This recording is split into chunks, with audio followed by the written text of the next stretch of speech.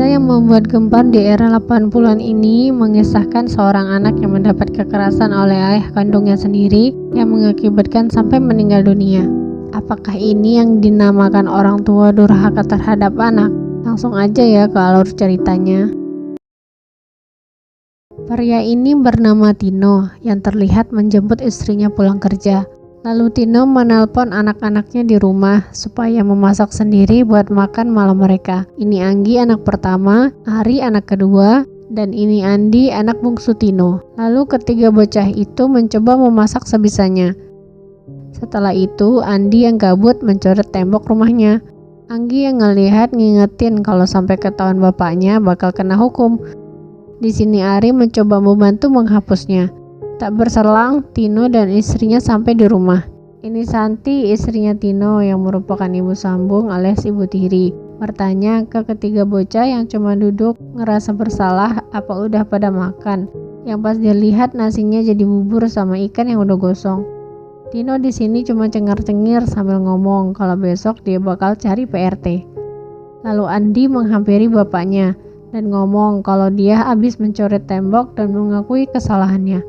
Tino yang menerapkan kedisiplinan super ketat menerima permintaan maaf Andi dan memeluknya, tapi tetap ngasih pukulan kecil ke Andi. Setelah itu, Ari yang baru mau minta tanda tangan orang tua buat tugas sekolah mengurungkannya karena dia ngeliat tuh orang tuanya lagi cekcok soal keuangan. Besoknya saat bapak sama ibunya ngecek tuh buku, ketahuan kalau Ari udah masukin tanda tangan. Alhasil dia diinterogasi dan diberi hukuman pukulan di tangannya. Di sini Ari cuma bilang, "Udah mah." Terus Ari minta uang buat beli pensil karena ukurannya yang udah nggak layak pakai. Bukan dapat uang buat beli pensil baru, Ari malah dapat semprot. Kalau dulu zaman bapaknya sekolah, pensil yang lebih pendek dari jari kelingking juga masih dipakai buat nulis.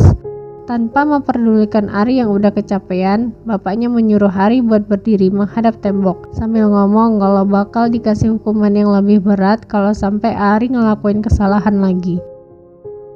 Besoknya di kelas saat murid yang lain mencatat, Ari yang gak punya pensil cuma bisa diem. Alhamdulillah teman semangkunya mau minjemin pensil buatnya. Lalu saat istirahat, Ari gak dikasih uang karena dihukum cuma bisa ngusap bibir ngeliat teman-teman lain bisa jajan. Lalu wali kelasnya yang bernama Ibu Khadijah memanggilnya dan memberi sepotong roti. Malamnya saat memeriksa tas Ari, bapaknya terkejut karena ngeliat ada uang, yang padahal ibunya Santi gak pernah ngasih uang ke anak-anaknya.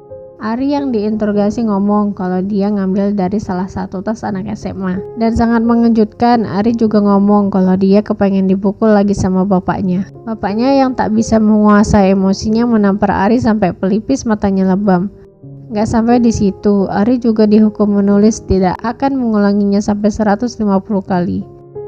Dalam kondisi ngantuk, Ari terus menulis dan terbayang wajah ibu kandungnya. Besoknya saat mau masuk kelas, Bu Khadijah menanyakan kenapa wajah Ari lebam. Di sini Ari mencoba menutupi dengan alasan jatuh.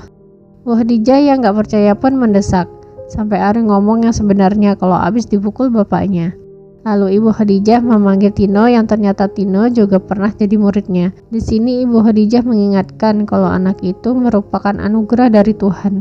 Jangan sia-siakan mereka. Serta jangan samakan seperti zaman kamu dulu. Seperti kata Sayyidina Ali bin Abi Thalib, didiklah anakmu sesuai dengan zamannya, karena mereka hidup bukan di zamanmu. Kembali ke Ari yang sedang istirahat, tak sengaja melihat dompet dan memasukkan ke dalam bajunya. Lalu dia pergi ke toilet buat ngecek siapa pemiliknya. Sepulang sekolah ditemani Frankie, teman sebangkunya, Ari mengembalikan dompet yang ternyata milik bapaknya Frankie. Atas kejujurannya, bapaknya Frankie memberikan uang ke Ari, tapi ditolak sama si Ari karena takut kena omel orang tuanya. Akan tetapi tetap dimasukin ke kantongnya sama bapaknya Frankie. Malamnya saat ibunya Santi sedang ngecek tas anak-anaknya, dia nemuin tuh duit. Auto si Ari kena jambak ibunya. Di sini Ari mengatakan kalau uang itu dikasih bapaknya Frankie, serta ngomong pasti bapak sama ibunya gak bakal percayakan sama omongan Ari. Seketika Ari dijambak dan dibawa. Di sini Tino, bapaknya sempat nahan istrinya, tapi tetap aja dibawa ke kamar mandi dan si Ari diguyur air. Setelah Ari ganti pakaian, dia masih harus menghadap bapaknya. Di sini bapaknya sempat memeluk Ari dan mencoba menanyakan baik-baik. Tapi Ari yang emang benar nggak mencuri, ya bilang dia nggak mencuri. Seketika Tino naik pitam dan mukul si Ari dengan gagang sapu. Aduh, kasihan bener nih bocah. Udah gitu masih harus berdiri menghadap tembok. Setelah selesai, Tino sama istrinya duduk-duduk di teras. Di sini Santi ngomong kalau dia mau menghukum anak-anak jangan dihalang-halangin. Soalnya nggak ada wibawanya ntar di depan anak-anak. Terus Tino berinisiatif buat memasukkan Ari ke pesantren di Surabaya. Si Santi mah cuma oke-oke aja. Besoknya keluarga ini pengen piknik. Biasa kalau setiap bulan pasti ada acara piknik keluarga. Giliran si Anggi sama si Ari mandi. Nah, tuh bocah berantem berebutan gayung. Keributannya terdengar sama Tino. Ari yang gak mau kalau abangnya Anggi dihukum, malah dia yang ngaku kalau dia yang mulai duluan, dan alhasil si Ari yang dihukum. Sangat mengejutkan, si Ari bilang gantung aja Ari pak, tapi ditolak sama bapaknya. Dan si Ari mutusin minta diikat aja tangan sama kakinya. Nah, emang dasar bapaknya dablek. Diturutin tuh permintaan si Ari. Alhasil acara pikniknya dibatalin dan si Ari harus menghadap tembok sampai orang tuanya pulang. Andi sama Anggi yang tahu Ari belum sarapan memberinya sepotong roti sama susu. Tak berselang orang tuanya pulang, di sini Tino melepaskan ikatan talinya dan Ari berjanji nggak bakal ribut-ribut lagi kalau mandi. Keesokan harinya saat mau mengantar istrinya, Tino mengingatkan kalau Ari siap-siap karena Tino dapat uang nanti sore dia berangkat ke Surabaya. Terus si Ari ditugasin buat bersihin kamar mandi. Tapi di sini si Ari malah santai-santai di kamar mandi.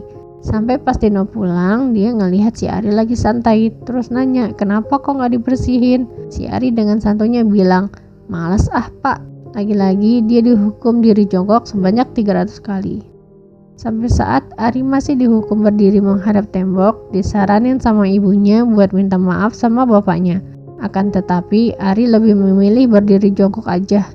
Ibunya yang kesal ngedorong Ari. Yang tak berselang bapaknya pulang, lalu Tino meminta Ari sebelum berangkat ke pesantren besok buat menjadi anak yang baik. Akan tetapi Ari dengan santainya lebih memilih dihukum berdiri jongkok. Bapaknya yang kesal lalu memukul menggunakan tangannya dan disambung menggunakan gagang sapu. Malamnya pas mau tidur, Tino memberikan segelas air putih buat Ari sambil ngomong kalau Ari harus patuh sama orang tua. Ari yang kelihatan udah lemas dan masih haus minta segelas lagi. Tapi Tino ngomong kalau besok aja ya minumnya, kan Ari baru ngabisin air segelas. Lalu Ari cuma bisa ngomong, iya pak, Ari janji gak minum lagi, dan mencium kening bapaknya. Di sini Ari masih dihukum harus tidur di luar. Mengetahui orang tuanya udah pada tidur, Andi sama Anggi mendatangi Ari. Mereka nawarin selimut serta air minum. Akan tetapi ditolak sama Ari karena takut ketahuan bapaknya. Lalu Ari yang besok sudah mau pergi ke pesantren ngajak abang serta adiknya buat berdoa perpisahan. Dalam doanya, Ari yang pengen pergi jauh minta selalu didekatkan hatinya ke abang serta adiknya. Ari juga sempat mendoakan bapak serta ibunya Santi biar dijaga dan dilindungi karena Ari sayang mereka. Lalu Ari menyuruh abang serta adiknya buat balik ke kamarnya. Terlihat raut wajah Ari yang pucat lemas. Saat tengah malam, Ari yang udah gak kuat lagi menahan hausnya, diam-diam mengambil minum di kulkas. Namun, suara dentingan gelas terdengar sama si Tino. Lalu Tino mempergoki Ari sedang minum. Di sini Tino memarahi Ari dan menarik tangannya sampai terbentur gagang kulkas.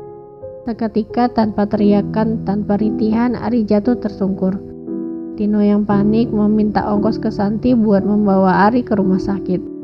Di rumah sakit, dokter berusaha menangani Ari, namun Tuhan berkehendak lain. Nyawa Ari tak tertolong. Di sini Tino baru menangis dan menyesali perbuatannya yang udah sangat-sangat terlambat. Tino. Dengan cepat berita kematian Ari tersebar di berbagai media.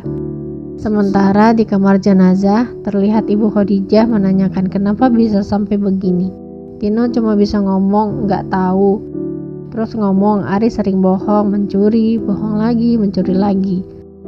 Bapaknya Frankie mencela kalau nggak selalu Ari mencuri karena dia pernah memberikan uang buat Ari.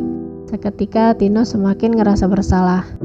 Tak berselang datanglah Lia, ibu kandung Ari, yang terkejut ngelihat anaknya sudah tak bernyawa dan memaki Tino dengan sebutan pembunuh.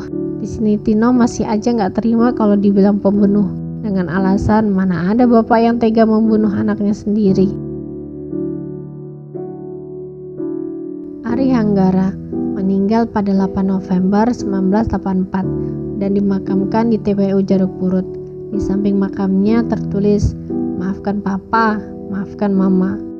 Sementara Tino dihukum 5 tahun penjara dan Santi 3 tahun penjara.